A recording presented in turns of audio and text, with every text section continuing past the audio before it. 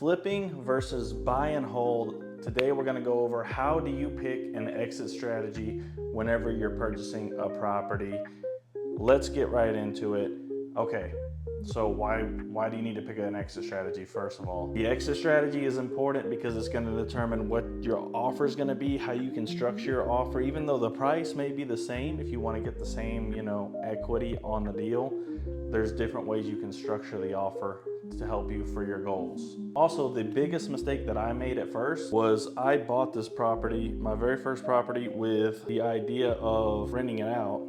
So I made this mistake plenty of times. Really, my first two houses that I bought as investment properties, what I did was I was not perfectly sure on my exit strategy.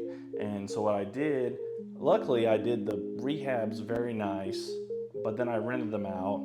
The first one I rented out for 2 to 3 years, and the tenants just kind of, they don't, you have a nice floor, you have all this nice stuff, they don't really care, so it got all torn up. And it wasn't really in my best interest to hold on to the property because it doesn't make sense. We'll get into the logical part of this a little bit later, but I decided I needed to sell it. And now I have a beat up property that I'm gonna sell for less, rather than if I would have just said, look, I'm buying this as a flip. I'm going to fix this up with the comps, then I'm gonna sell it with the comps. And really, every property that I have sold, I've done this, and it frustrates me. But I always buy with the intent to hold on to the property. But it turns out like now my strategy is to get a deal, flip, and put that profit into the next flip and keep doing that to scale up. Because it makes sense, because now I have more control over the market. The market's not going to shift much from 1 to 6 months, whereas in 2 to 3 years the market can shift quite a bit. And actually that's exactly what happened. The market has been dropping a little bit here and is a lot slower than when I first had these properties fully rehabbed. So it's huge to know your exit strategy. All right, now let's get into how do you choose, because there's properties that are great for buy and hold, there's properties that are great for flips, there's properties that are great for mid-term rental, short-term rental, long-term rental. So what I do personally is I will, first of all, the biggest factor in my decision is the location. So let's say we have these, I just had some clients who got a property under contract in a Canyon Creek area, but it's in the smaller, cheaper side of the Canyon Creek area. If I could get a deal right there, I would say I'm gonna hold on to this because this property is going to cash flow. And if the property cash flows, I'm okay with holding on to it and then reinvesting the cash flow. Or the other strategy is reinvest the cash flow into the house, and then you just have a paid off house quicker. Especially if you do midterm rental, that's a great area for midterm rentals. I'm not gonna get started on it right now because this is a different video. But now Canyon Creek has a bunch of different sections. Now there's a section in Canyon Creek that is perfect for first-time home buyers. For example, there's a Stagecoach Trail, which in my opinion is a gold mine for flippers, because you're still gonna find some of these houses that are not updated. The person has lived in there for 30, 40 years and they die or something. And now you have a completely well taken care of property, but it needs full cosmetic updates.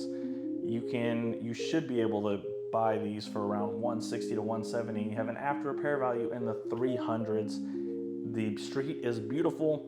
You have large mature trees.